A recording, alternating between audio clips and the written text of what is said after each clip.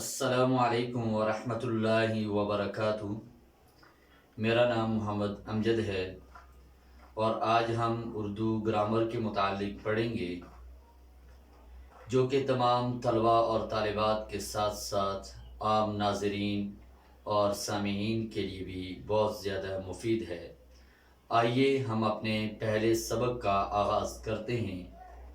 سب سے پہلے ہم حرف کے متعلق جانتے ہیں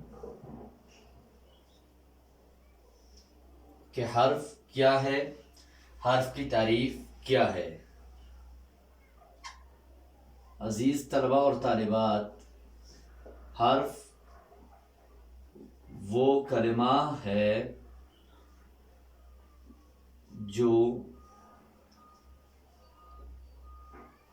اکیلا معنی ادا نہ کر سکے،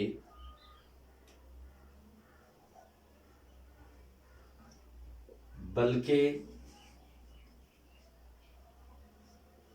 دوسرے الفاظ کے ساتھ مل کر معنی ادا کرے۔ حرف وہ کلمہ ہے جو اکیلا معنی ادا نہ کر سکے، بلکہ دوسرے الفاظ کے ساتھ مل کر معنی ادا کرے،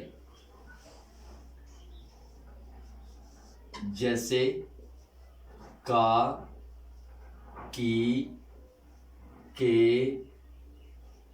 پر، سے، میں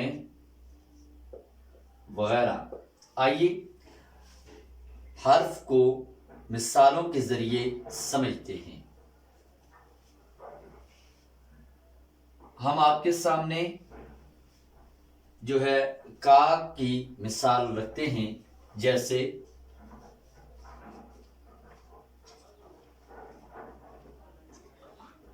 عبداللہ کا قلم۔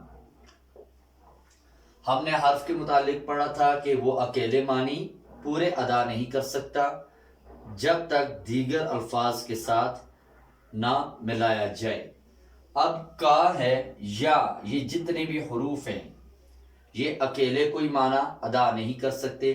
اب سارا دن ہم کا، کی، کے کرتے رہیں، پر، سے، میں وغیرہ، تو ہم کسی کو اپنی بات نہیں سمجھا سکتے جب تک ان حروف کو دیگر الفاظ کے ساتھ نہیں ملائیں گے۔ یہاں جو ہے کا کو ہم نے عبداللہ اور قلم کے ساتھ ملایا، تب جا کر کا نے جو ہے معنی دیا۔ اگر ہم کا لکھ دیتے ہیں یا پڑھتے ہیں یا بولتے ہیں تو کا سے ہمیں کوئی چیز سمجھ نہیں آئے گی جب تک ہم نے دیگر الفاظ کے ساتھ اس کو نہیں ملاتے۔ کا کو ہم نے عبداللہ اور قلم کے ساتھ ملایا، تب جا کر کا نے معنی دیا، اور کا ہمیں یہ بتا رہا ہے، یہ خبر دے رہا ہے کہ قلم کس کا ہے؟ عبداللہ کا ہے۔ اب آگے بڑھتے ہیں اور آپ کے سامنے پر کی مثال رکھتے ہیں، جیسے کتاب میز پر ہے۔ کتاب میز پر ہے، جیسا کا اکیلا معنی نہیں دے رہا، ویسے ہی پر کا بھی کوئی اکیلے معنی نہیں، پر کوئی چیز نہیں۔ جب ہم نے پر کو دیگر الفاظ کے ساتھ ملایا، یعنی کتاب، میز اور ہے کے ساتھ ملایا، تو اب پر بھی اپنا معنی دے رہا ہے اور ہمیں یہ بتا رہا ہے کہ کتاب کہاں ہے؟ کتاب میز کے اوپر ہے۔ اب ایک مثال آپ کو میں کی بھی دیتا ہوں، جیسے کہ سجاد گھر میں ہے۔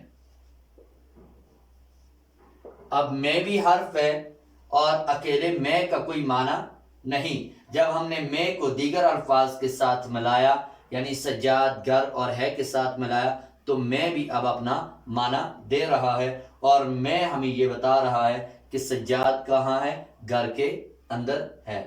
عزیز طلباء اور طالبات، میں امید کرتا ہوں کہ آپ حرف کی تعریف اچھی طرح سمجھ چکے ہوں گے۔